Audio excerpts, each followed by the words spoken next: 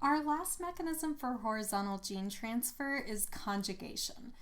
And so this is horribly often referred to as bacterial sex, although that doesn't make a whole lot of sense. All it is the passing of genetic material in the form of a plasmid from a donor to a recipient cell. So one thing that's interesting about this mechanism is that it actually does require cell-to-cell contact.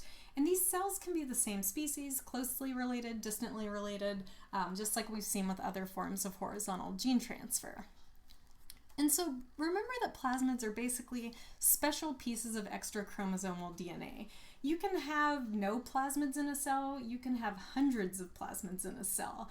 And they're often associated with these non-essential genes like antibiotic resistance or tolerance to heavy metals, but some are purely selfish and have no purposes for the bacterium whatsoever. So plasmids are a really kind of interesting thing. When we talk about plasmid transfer through conjugation, the best studied transfer model is the F factor in E. coli, but that's certainly not the only one that takes place. So we know now that there are a lot of alternative ways for conjugation to take place. Still, this is the most common one, so I'll discuss it briefly. So basically with the F plasmid, you'll have an F positive cell and an F negative recipient cell, and the plasmid will replicate through what's called rolling circle replication, basically getting a single strand into the recipient cell where it then gets where the complementary strand then gets synthesized. Now you have the ability to, you have two F plus cells essentially. And so the way this happens with conjugation is that the bacterium that is donating the plasmid will create what is called a sex pilus, which is basically a type 4 secretion system. And so it binds the recipient cell, brings it close, and forms this channel so that it can inject that plasmid into the recipient cell. And so different plasmids have different conjugation properties. So some, like the F factor, will basically encode all of the proteins that are necessary to be transferred into another cell.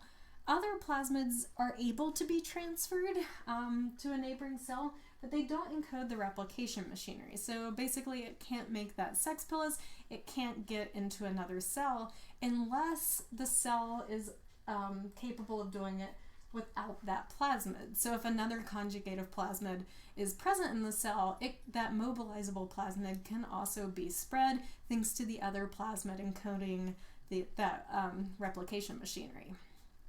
Lastly, we also have non-transmissible plasmids, which cannot be passed down through horizontal gene transfer, and instead rely on vertical transmission to get to be replicated and passed to other organisms. So there's a lot of variation in plasmids, and just take a quick note here. This is one of my papers that I wrote on plasmids and host range.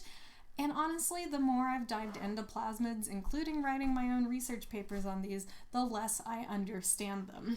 So plasmids are a really fascinating field, and this is why I'm so interested in them, because they are so poorly understood. We did a disservice to the field by focusing so much on the F factor and the one plasmid in E. coli, and there's a lot more that we just don't understand about other types of plasmids. So I say this not to be discouraging, but because we still don't know all the answers, and there are many more research avenues that are very important to keep going down.